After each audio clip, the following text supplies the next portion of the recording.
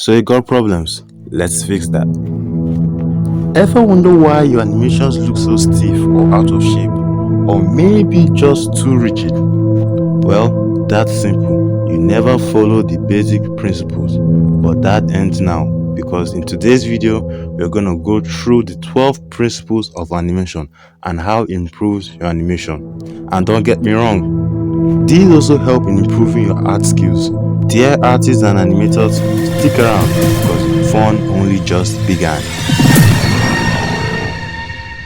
So now, what are these principles? Well, we see them in our phones, our laptops, and our TVs. They are everywhere. These are simply what puts emotions into physics. They are what make motions to be felt not just by the eyes, but also by the mind. And without further ado, let's get on to the first principle of animation. Squash and stretch. The meaning is in the name. This simply means using a squash and a stretch to exaggerate an object movement. It adds flexibility and shows weight, kinda making it feel organic.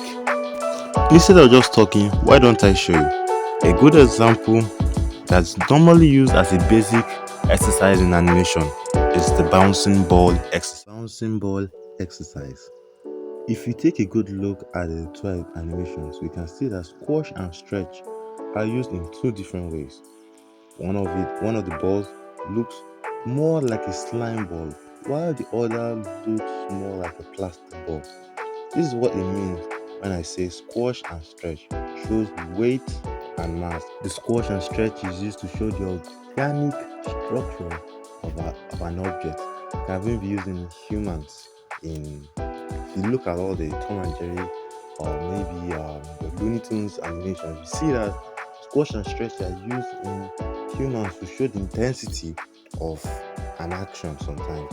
And one thing we should keep in mind when doing the squash and stretch is that we should always remember to keep the volume of this object equal at every frame, because mistakes most of us make when animating squash and stretches. I made that mistake too when I was animating the bouncing ball, is that the volume of the object or the size of the object changes as we go frame by frame, because sometimes when you stretch object you forget to reduce the size, and sometimes when it squashes you also forget to increase the size. So this is what we should monitor when doing the bouncing ball exercise. And the next fundamental principle of animation that we will be treating is the anticipation.